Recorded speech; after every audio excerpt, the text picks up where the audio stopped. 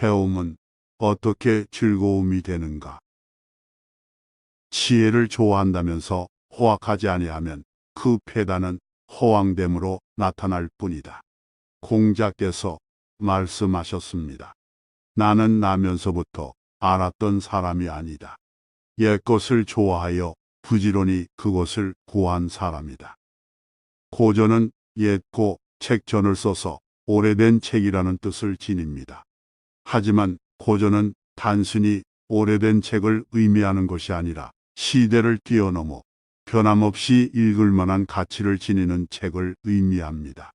가치가 얼마나 있기에 고전이 중요한 걸까요? 이런 말을 들었는데 새겨들을 만한 내용이었습니다. 인류 역사를 보면 항상 두 개의 계급이 존재했다. 지배하는 계급과 지배받는 계급. 전자는 후자에게 많은 것들을 금지했는데 대표적인 것이 인문고전 독서였다. 왜 지배하는 계급이 지배받는 계급의 고전 독서를 금지하였을까요? 고전을 읽지 못하게 막는 것이 지배받는 계급을 바보로, 즉 통치하기 좋은 대상으로 만드는 지름길이었기 때문입니다. 진시황이 통일된 천하를 지배하기 위해 지식인들이 쓴 책을 없애버린 건 역시 이런 이유 때문이었을 것입니다. 고전을 읽으면 생각이 깊어지고 지혜로워질 수밖에 없습니다. 지배를 받는 계급들이 생각이 깊어지고 지혜로워지면 결국 지배하는 계급에 맞설 수밖에 없게 됩니다. 고전은 자신의 위치를 다시 뒤돌아보게 하고 그것을 개선하려는 노력에 동기부여를 시키기 때문입니다. 고전이 고전인가 밝은 자신의 모습을 다양한 방법으로 끊임없이 해석하게 만드는 데 있습니다. 고전을 잘 읽으면 우리는 자기 삶의 역사를 읽는 것이나 마찬가지 효과를 누립니다. 논어와 같은 고전을 읽는 이유는 인간의 삶은 결국 똑같기에 앞서 고민한 고전에서 해답을 찾는 게 효율적이기 때문입니다. 인간의 삶 그 자체, 즉 일상의 본질에 집중하는 고전의 가치를 잘 활용한다면 우리는 시간과 공간을 아름답게 살아가는 기회로 삼을 수 있습니다. 배움은 어떻게 즐거움이 되는가? 논어의 키워드 중 하나는 즐거움, 즉 락입니다. 논어 첫 구절에도 세상을 좋게 만들려고 노력하며 살아가는 사람의 즐거움이 기록되어 있습니다. 배우고 익히고 실천하는 즐거움, 같은 뜻을 품은 동지가 멀리서 찾아와 서로 격려해주는 즐거움, 누가 알아주지 않더라도 꿋꿋이 그 신념을 지켜나가는 자부심. 즐거움에 대응되는 논어의 또 다른 키워드 중 하나는 배움, 즉 학입니다. 배움을 통해 확신을 얻고 배움에 의해 행동의 지침을 찾는 것이죠. 그렇습니다. 배움은 공자에게 세상 그 모든 것을 선택하고 또 행동함의 기준이 됩니다. 배워야 더 즐거울 수 있습니다. 양화편에 실린 글입니다. 인을 좋아한다면서 호학하지 아니하면 어리석어지며 지혜를 좋아한다면서 호학하지 아니하면 그 패단은 허황되게 되며 신의를 좋아한다면서 호학하지 아니하면 남을 해치게 됩니다. 정직을 좋아한다면서 호학하지 아니하면 각박하게 되고 용맹을 좋아한다면서 호학하지 아니하면 난폭할 뿐이며 강함을 좋아한다면서 호학하지 아니하면 광기에 빠지게 됩니다. 세상의 모든 것을 행할 때 배움이 있어야 하는 이유입니다. 그 배움에는 진심이 가득해야 합니다. 진심으로 공부하는 사람만이 세상의 개혁을 지속 가능하게 합니다. 자기 자신을 혁명적으로 성장하게 합니다. 논어에서의 공부란 단순한 실무적 지식을 말하는 것이 아닙니다. 한 개인만이 아니라 사회 전체를 변화하게 하는 의미 있는 그 무엇입니다. 논어에서의 배움 혹은 공부는 자신의 활동이 인간사 전체와 자신의 삶에 가지는 의미를 성찰하고 그것을 굳건한 신념으로 바꾸려는 자기가 있는 자리에서 나름의 사회 변혁을 위한 길을 걸어가는 여정으로 기능합니다. 그렇게 우리의 공부 방향을 알려주는 나침반이 고전입니다. 수천 년을 지나면서도 고전이라는 이름으로 우리 곁에 있는 바로 그 책들 말입니다. 인류의 지적 선배들의 지혜에 귀 기울이려 하지 않는 사람, 역사로부터 치열하게 배우려 하지 않는 사람, 현실의 번잡함에서 잠시라도 벗어나 자기만의 생각의 안식처를 가지지 못한 사람, 즉 공부하지 않는 사람은 사회의 한 구성원으로서 시대를 앞서가는 사람의 자격이 없습니다. 사회든 자신이든 개혁하고자 한다면 공부야말로 우리가 놓치지 말아야 할 일인 것입니다. 고전에 귀를 기울여야 하는 이유. 공자는 겸손하여 스스로 말합니다. 나는 원래 무엇을 잘 알지 못했던 사람이었다. 동양 철학의 최고봉이라고 하는 공자의 겸손치고는 지나칠 정도가 아닌가 하는 생각이 듭니다. 그렇다면 그가 결국 세상의 모든 것을 꿰는 철학 사상을 전파하고 또 그만큼 많은 제자를 두게 된 비결은 무엇일까요? 그 비결은 의외로 단순했습니다. 그저 옛것을 좋아했을 뿐이었으니까요. 공자께서 말씀하셨습니다. 나는 나면서부터 알았던 사람이 아니다. 옛것을 좋아하여 부지런히 그것을 구한 사람이다. 공자가 살던 시대에는 옛날이라는 시공간입니다. 그 수천 년 전의 이야기에 관심을 두어야 하는 이유는 2000년의 시간이란 인류의 역사로 따진다면 그저 한 점에 지나지 않기 때문입니다.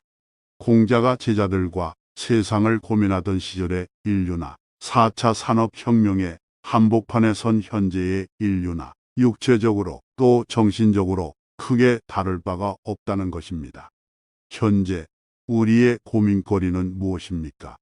공자가 살던 시대와 비슷합니다. 삶과 죽음은 무엇인가?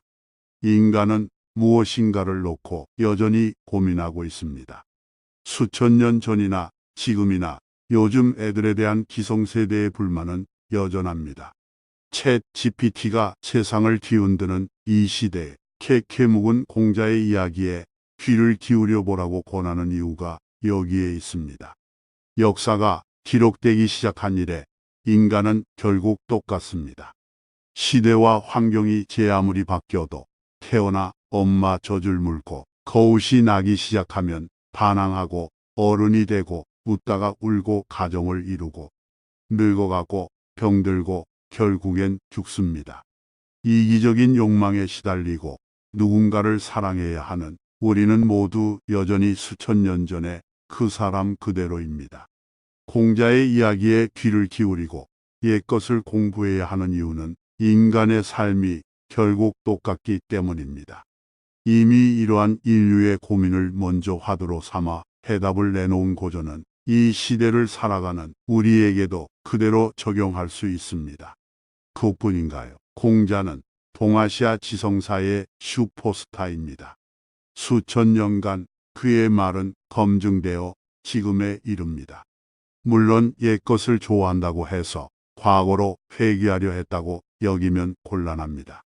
자신을 돌아보고 세상을 이해하며 갈 길을 찾아야 할 때 그 실마리와 미천이 되는 게 예로부터 전해온 지혜와 지식인 겁니다. 지혜와 지식을 좋아한다는 것은 무비판적으로 옛날을 전통과 관습을 통념과 고정관념을 따른다는 뜻이 아니라 거기서 즐거이 시작한다는 뜻일 뿐입니다. 옛것을 공부하는 이유는 우리가 살아온 세상이 다 좋은 세상임을 깨닫기 위한 것이라는 말도 있습니다. 힘든 일도 고통스러운 일도 지나고 보면 다 좋은 일입니다. 그 당시에는 너무나 힘들었지만 말입니다. 그 사실을 알고 나면 세상을 보는 눈이 달라집니다. 다가오는 새로운 일도 기쁘게 받아들일 수 있습니다. 옛것을 공부하는 이유이기도 합니다. 공부하고 배우며 자신을 성장시키는 방법으로서 굳이 최신의 그 무엇에만 매달리지 않아도 됩니다. 성장이란 자신이 하고 싶은 꿈이란 다가서는 일이 아니라 차분히 그리고 여유롭게 기다리는 것에 더 가깝기 때문입니다. 언젠가 만화 짱구는 못 말려의 짱구 아빠가 했다는 대사를 모아놓은 게시물을 한 커뮤니티에서 보게 되었는데 거기에 이런 내용이 있었습니다. 꿈은 도망가지 않아. 도망가는 것은 언제나 자신이야. 노노만큼이나 짱구는 못 말려에서도 삶의 교훈을 찾을 수 있다는 점이 재밌습니다. 실제로 꿈은 도망가지 않습니다. 꿈은 죄가 없습니다.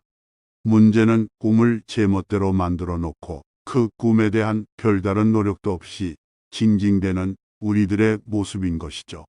배움과 성장, 그렇게 더 나은 사람이 되겠다고 다짐했다면 크게 노노든 짱구는 못 말려든 관계없이 우리를 위해 좋은 것을 찾아내어 스스로 적용하면 됩니다. 공자가 옛것을 살피고 또 살펴서 세상을 어떻게 살아갈 것인지 깨달은 것처럼 우리 역시 과거의 것을 잘 공부함으로써 필요하면 노래 가사, 만화 대사 속에서도 삶의 이치를 찾아내면서 우리가 사는 이 세상을 즐겁고 기쁘게 읽어냈으면 합니다. 그것들이 과연 지금 이 시대에 여전히 유용한지 앞으로도 가치가 있는지는 나 자신이 주체적으로 검증하면 될 테니까요. 잘 보고 잘 들었더니 원하는 내가 되었다. 높은 산에 오르지 않으면 하늘이 얼마나 높은지 모르고 깊은 계곡을 내려다보지 않으면 땅이 얼마나 두터운지를 모릅니다. 선왕이 남긴 교훈의 말씀을 듣지 않으면 학문의 위대함을 알 수 없습니다. 순자는 인간의 본성이 악하다는 성악설로 널리 알려졌습니다. 사람이 원래 악한 존재라고 성악이라는 단어에서 풍기는 뉘앙스 그 자체 때문에 순자에 대한 일반적인 시선은 곱지 않습니다.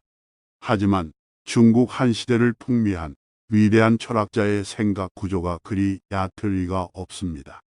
사람의 본성은 악함 즉 성악을 보는 순자의 시선에 대해 먼저 오해를 풀어야 하겠습니다. 순자의 성악설을 요약한다면 다음과 같습니다. 사람의 본성은 악한 것이니 그것을 두고 선하다고 하는 것은 거짓이다. 인간의 본성은 배고프면 먹으려고 하고 힘들면 쉬려고 하고 추우면 따뜻해지려고 하는 것이므로 배고파도 가족과 나누어 먹고 힘들어도 꾹 참고 일하는 등의 행위는 인위적인 결과이지 자연적인 본성이 아니다. 사람은 나면서부터 질투하고 미워하게 되어 있다. 이를 따르기 때문에 남을 해치고 상하게 하는 일이 생기며 믿음이 없어진다. 사람은 나면서부터 귀와 눈 그리고 욕망이 있어 아름다운 소리와 빛깔만을 좋아하는데 이것을 지나치게 따르기에 혼란이 생기고 예의가 없어진다. 그리고 다툼이 일어난다. 인간의 본성은 순자에 따르면 바람직한 것은 아닙니다. 하지만 그렇다고 해서 인간은 원래 악한 존재이니 포기하자라는 것이 순자의 결론은 아닙니다. 성악설의 방점은 원래보다 교화에 있습니다. 이익을 좋아하고 질투하고 쓸데없는 욕망으로 가득한 존재인 인간이니만큼 더 겸손함을 배우고 남을 배려하며 예의를 지키자라는 게 순자의 주장입니다. 학창 시절에 얼핏 배운 순자의 성악설에서 느낀 거리감을 극복해야 합니다.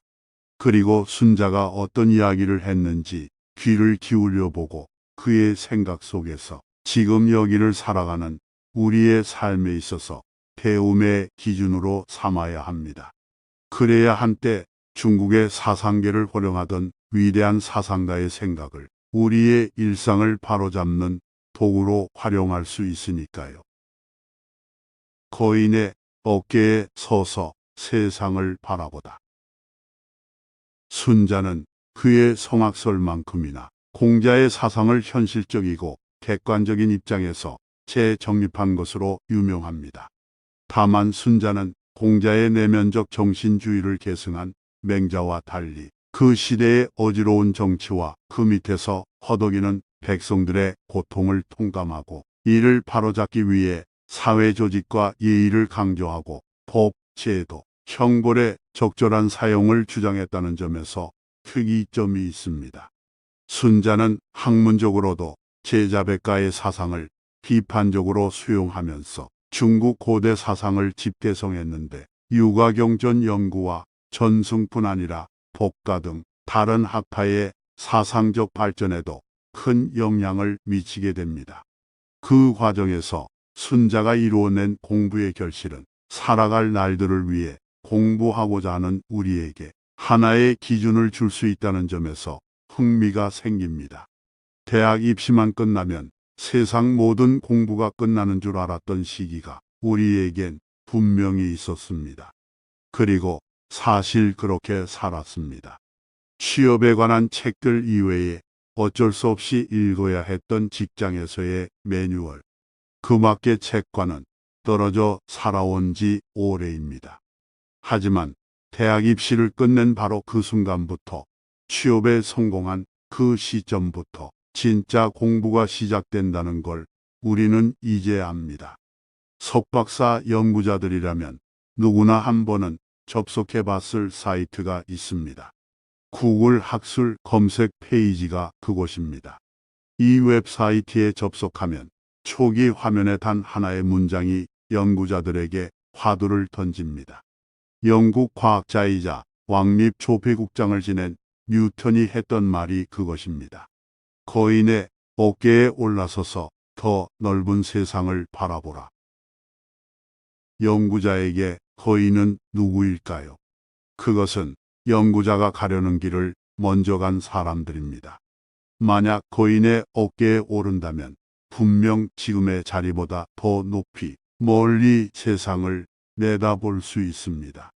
연구자가 겪어야 할 무수한 고민과 시행착오를 미리 겪고 또 극복한 누군가, 즉 거인에 의지하면서 지루하고 어려운 연구의 길을 포기하지 않고 묵묵히 자신만의 길을 찾아 닦는 모습은 아름다울 것입니다. 참고로 거인의 어깨에 올라서서라는 말의 원문은 스탠딩 on the shoulders of giants인데 영국 2파운드짜리 동전 테두리에 새겨졌답니다. 이 말을 자주 했다던 뉴턴은 자신의 과학적 발견을 칭찬받을 때마다 내가 남보다 더 잘 보고 더 멀리 봤다면 거인의 어깨에 올라설 수 있었던 덕분이라고 했다고 합니다. 천재의 성취에는 배움에 대한 겸손이 있었습니다. 시대를 주도하던 거인들의 자취를 따라가다 보면 나아갈 길이 보이는 것은 동서고금 마찬가지 아닐까요? 우리의 선조인 퇴계 이황의 깨달음이 담긴 시조 역시 마찬가지입니다. 고인도 날 못 보고 나도 고인 못 빼. 고인을 못 빼고 여던 길 앞에 있네. 여던 길 앞에 있거든. 아니 여고 어떨꼬. 옛 성현들도 나를 못 보았고 나도 옛 성현들을 직접 뵈지는 못하였으나 그들이 행하던 도리, 즉 학문은 내 앞에 남아서 전하고 있지 않느냐. 그 훌륭한 길이 이렇게 있으니 그 길을 나도 닦지 않으면 안 된다. 나도 옛 성현들이 가던 길을 배우도록 하겠다 라는 뜻입니다. 길을 가르쳐 준다는 점에서 구글 학술 검색 페이지의 첫 화면에 등장하는 거인과 퇴계 이황의 고인은 같은 존재입니다. 이제 우리 자신에게 스스로 물어볼 차례입니다. 나에게는 거인이 있을까? 나의 거인은 누구일까? 오른 후에는 내려다보라. 순자 역시 우리를 향해 어딘가에 오르라고 합니다. 오른 후에는 내려다보라고까지 합니다. 그렇다면 중요한 것은 그렇게 오른 후에 무엇을 해야 할까에 관한 것입니다. 순자의 답은 이러합니다. 높은 산에 오르지 않으면 하늘이 얼마나 높은지 모르고 깊은 계곡을 내려다보지 않으면 땅이 얼마나 두터운지를 모릅니다. 높은 산과 깊은 계곡은 어디인가요? 높은 산이 어디에 있는지 깊은 계곡이 도대체 어디인지를 모른다면 안타깝게도 멀리 그리고 깊이 바라보기란 어려울 겁니다.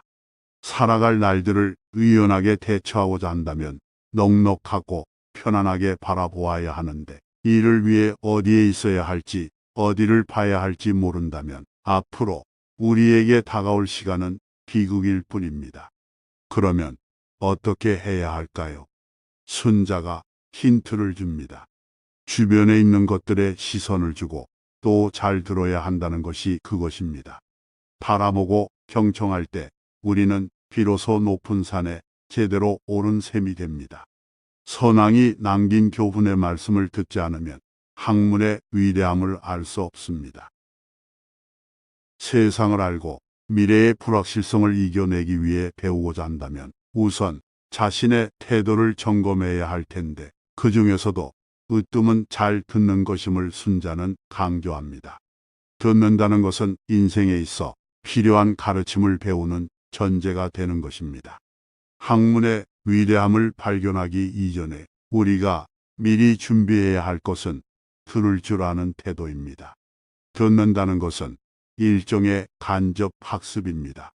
인류 공동체 전체의 방대한 경험을 듣는 것은 세 사람이 길을 가면 그 중에 반드시 나의 스승이 있다 라는 공자의 말처럼 우리 주변 사람들 그 누구로부터 배우려는 마음가짐일 것입니다. 그 어떤 것을 바라보더라도 경청하고 또 배우려는 자세, 여기에서 공부는 시작됩니다. 잘 들어야 합니다. 자기 경험과 지혜의 한계를 겸손히 인정하고 타인으로부터 배우는 것이 필요하다고 절실하게 느끼는 것, 이것이 순자가 말하려 했던 배움의 시작이었습니다. 배움을 통한 계속적 성장을 가로막는 가장 큰 걸림돌은 배우지 않으려는 마음, 경청하지 않으려는 완고하고 오만한 태도라는 것을 알아야 합니다. 변화의 실패, 즉 학습 실패의 원인은 곧 생각 없음에서 비롯됩니다. 특히 오만, 즉 경청하지 않으려는 마음에서 비롯됩니다.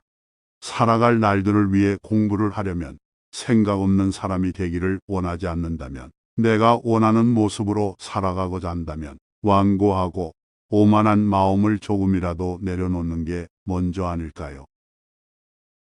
화를 입지 않기 위해 배운다. 순자가 그토록 우리에게 배움을 권한 이유가 무엇일까요? 이제 그 이유를 찾아볼 차례입니다. 당신의 지위를 삼가 잘 다스리고 바르고 고든 것을 좋아하십시오. 신께서 들으시고 큰 복을 내리실 겁니다. 도로 교화시키는 것보다 더 큰 기쁨은 없고 화를 입지 않는 것보다 큰 복도 없습니다. 배움의 결론이 나왔습니다. 한마디로 화를 입지 않는 것보다 큰 복은 없다라는 것입니다. 그렇습니다. 순자는 다른 것이 큰 복이 아니라 화를 입지 않고 평범한 일상을 지켜내는 것이 세상에서 제일 큰 복이라고 말한 것입니다.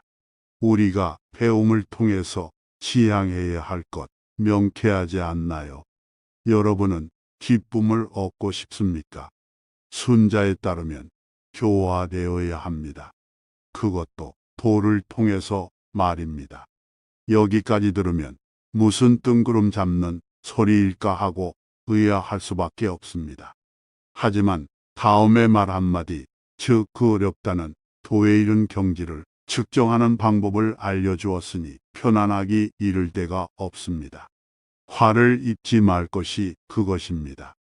매년 우리는 설날에 서로 복을 많이 받으라는 인사를 나눕니다. 그렇다면 무엇이 진정한 복인가요? 이때 순자의 말 한마디, 즉 복막장어 무화를 떠올리면 됩니다. 지금 당장 어떤 고통 혹은 환란이 없다면 그 자체로 우리는 행복한 시간과 장소에 있는 것이나 마찬가지입니다.